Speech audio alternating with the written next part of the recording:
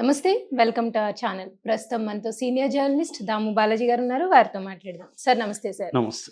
Sir deep seek అనే China company వల్ల నిన్న షేర్ మార్కెట్ దాదాపు చాలా నష్టాన్ని చవిచూసింది సార్. అలాగే అమెరికన్ షేర్ మార్కెట్ మీద కూడా దీని ప్రభావం చాలా ఎక్కువగా కనిపించింది. అసలు ఈ డీప్ సీక్ అనే చైనా కంపెనీ ఏంటి సార్? ఎందుకని దానివల్ల షేర్ మార్కెట్ అంత పడిపోయింది నిన్న? ఇప్పుడు ప్రపంచవ్యాప్తంగా కుదిపేస్తున్న పేరు డీప్ సీక్ ఏఐ.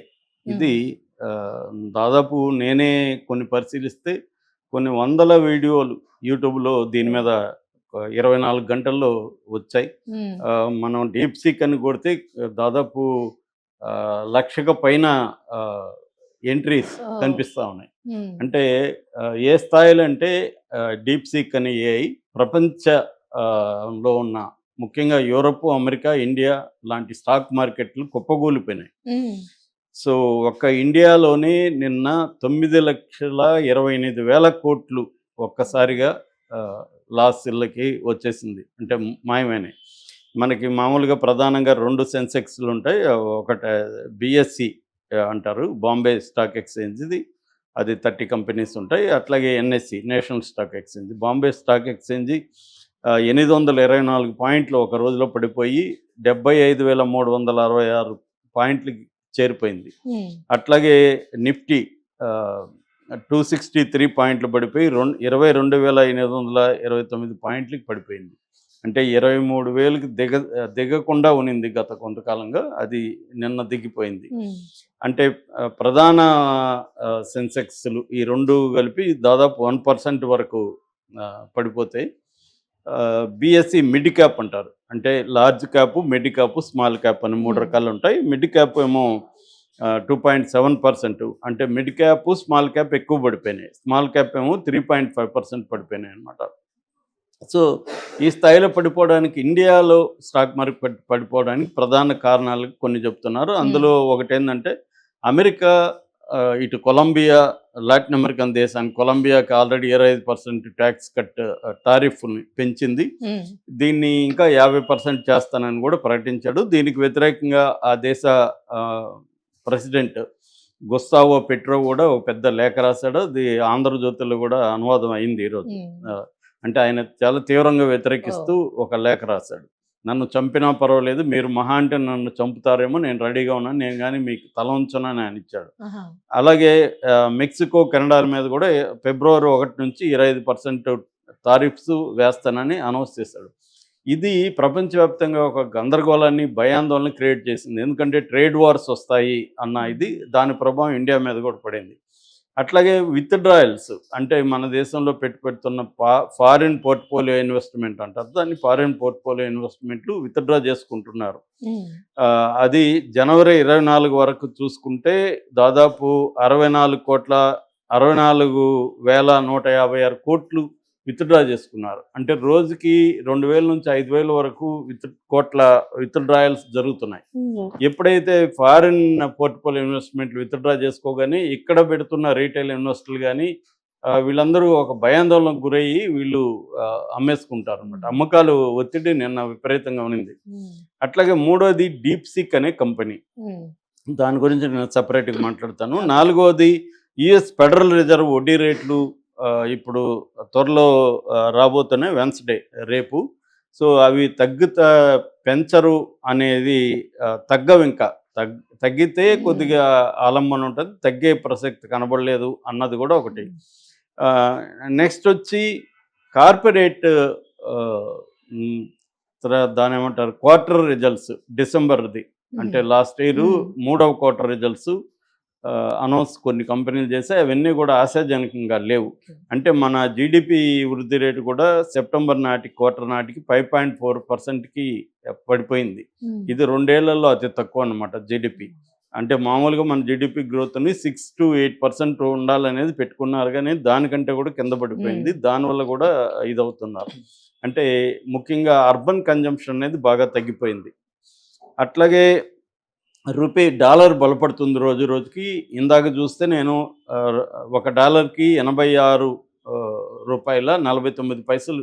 ఇది నాకు తెలిసి ఈ మధ్య కాలంలో ఇంత ఘోరంగా రూపీ పడిపోవడం అనేది ఫస్ట్ టైం. అట్లాగే బడ్జెట్ రాబోతుంది. ఆ బడ్జెట్కి ఆ బడ్జెట్లో అంత అనుకూలంగా ఏముండదు అన్న ఒక అంటే నిరాశజనకమైన అభిప్రాయాలు కూడా జనాల్లో ఉన్నాయి. ఈ కారణాలన్నిటితో మన ఇండియన్ స్టాక్ మార్కెట్ కుప్పకూలింది. కానీ అమెరికా స్టాక్ మార్కెట్‌లో ముఖ్యంగా టెక్ స్టాక్స్ అంటారు. టెక్ కంపెనీల స్టాక్స్ దారుణంగా పడిపోయినాయి. దీనికి ప్రధాన కారణం అమెరికా గాని, ఇటు యూరోప్‌లో గాని. దీనికి ప్రధాన కారణం డీప్ సీక్ అనే ఒక కంపెనీ. ఇది డీప్ సీక్ అనేది ఏంది?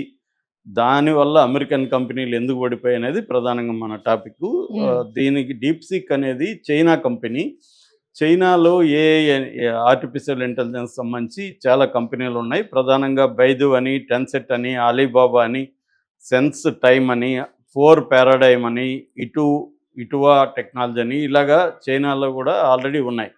అందులో డీప్ సీక్ అనేది ఈ చాట్ జీపీటీ మనకు పాపులర్. మనకి ఇప్పటివరకు నేను వాడేదైతే దాదాపు 5-6 వాడుతున్నాను. అందులో ఓపెన్ ఏఐ కంపెనీ వాళ్ళది చాట్ జీపీటీ, జెమినీ గూగుల్ వాళ్ళది జెమినై ఏఐ, తర్వాత కోపైలట్ మైక్రోసాఫ్ట్ వాళ్ళది, క్లాడ్ ఏఐ అంటారు. క్లాడ్ వచ్చి ఒకప్పుడు చాట్ జీపీటీలో పనిచేసిన వాళ్ళే బయటకు వచ్చి పెట్టారు. అదొకటి. ఇంకొకటి పెర్ప్లెక్సిటీ. ఈ 5 నేను రెగ్యులర్గా వాడుతుంటాను. అంటే ఇది జనరేటివ్ ఏఐ అంటారు. మనం ఏ క్వశ్చన్ అడిగినా ఇమీడియట్గా ఆన్సర్ సెకండ్స్లో వచ్చేస్తుంది. ఇప్పుడు హైదరాబాద్లో రియల్ ఎస్టేట్ ఎలా ఉంది, ఏ ఫ్యాక్టర్స్ రియల్ ఎస్టేట్ని ఇన్ఫ్లుయెన్స్ చేస్తున్నాయని మనం ప్రశ్న అడిగామనుకో, దీన్ని ప్రాంప్టింగ్ అంటారు ప్రశ్న అడగడానికి. ఇది అడగగానే మనకి సెకండ్స్లో ఆన్సర్ వచ్చేస్తుంది.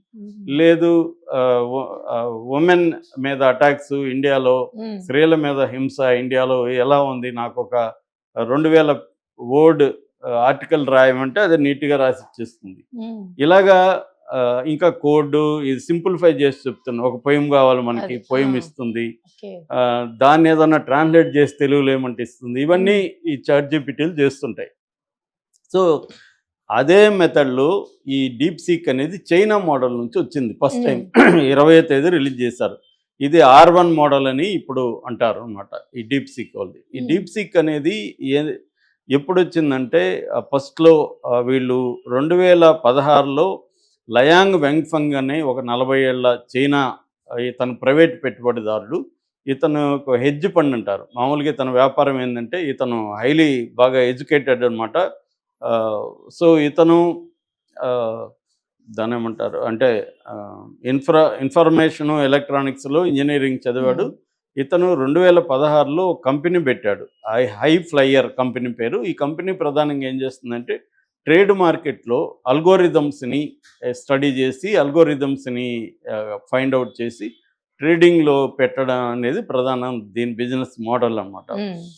వీళ్ళు ఏం చేశారంటే చైనాలో ఉండే యూనివర్సిటీలో ఉండే కొంతమంది కుర్రవాళ్ళని, మ్యాథమెటిషియన్స్ కుర్రవాళ్ళని, డిఫరెంట్ ఫీల్డ్స్లో ఉండే వాళ్ళని తీసుకొచ్చి ఈ ఏఐ మీద రీసెర్చ్ మొదలుపెట్టారు. అది 2023లో 2016 నుంచి రీసెర్చ్ జరుగుతుంది. 2023లో ఈ ప్లాట్ఫామ్ని అభివృద్ధి చేశారు. లార్జ్ లాంగ్వేజ్ మోడల్ అంటారు, LLMs అంటారు అనమాట. ఈ లార్జ్ లాంగ్వేజ్ మోడల్ బేసిక్గా ఎలా పనిచేస్తుంది సింపుల్గా చెప్పాలంటే, మన ప్రపంచంలో ఉన్న డేటా అంతా దాన్ని ఎక్కిస్తారు దాంట్లోకి. దానికి అల్గోరిథమ్స్ క్రియేట్ చేస్తారు. క్రియేట్ చేసి దాని తర్వాత వెబ్తో కూడా అనుసంధానించి, ఇప్పుడు లేటెస్ట్ టాపిక్ అడగాలి మనం, ఇప్పుడు ఇందాక ఒకటి చెప్పుకున్నాం జగన్కి సుప్రీంకోర్టులో కేసు, ఆ కేసు గురించి అడిగామనుకో అది ఇమీడియట్గా నెట్లో ఉండే సమాచారాన్ని అంతా సెకండ్స్లో గ్రహించి దాన్ని ఆర్గనైజ్ చేసి మనకి ఇచ్చేస్తుంది. మళ్ళీ ఇంకా కావాలంటే ఇంకా ఎక్స్టెన్షన్ అడగచ్చు. ఇలాగా ఇవి చేస్తుంటాయి. ఇది ఈ డీప్ సీక్ అనేది ఇదే మోడల్లో వచ్చేసింది అన్నమాట.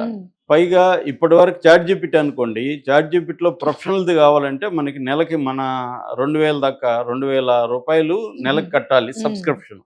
కానీ చైనాది ఫ్రీగా ఇచ్చేశారు. నేను ఇప్పుడు 2 రోజుల నుంచి వాడుతున్నా దీన్ని, చైనా డీప్ సీక్ని నా ఐఫోన్లో డౌన్లోడ్ చేసుకున్నాను, వాడుతున్నాను. ఎందుకంటే నాకు దీని మీద అనుభవం ఉంది. 5 రకాలు వాడుతున్నా కదా, అందులో నాకు ఏదేది దేని లిమిటేషన్స్ ఇప్పటి వరకు నా 5లో బెస్ట్ వచ్చి నాకు చాట్ జీపీటీనే. ఎందుకంటే నేను విపరీతంగా పుస్తకాల సమ్మరీస్ దాంట్లో చూస్తుంటాను. నేను చెప్పే టాపిక్లకి సంబంధించి ఇన్ఫర్మేషన్, డేటా ఇవన్నీ కూడా చాలా వరకు తీసుకుంటుంటాను. సో అలాంటిది నేను డీప్ సీక్ని టెస్ట్ చేశాను. రాత్రి కూడా 12 వరకు నిద్ర రాలేదు, దీని మీదే కూర్చున్నా. అంటే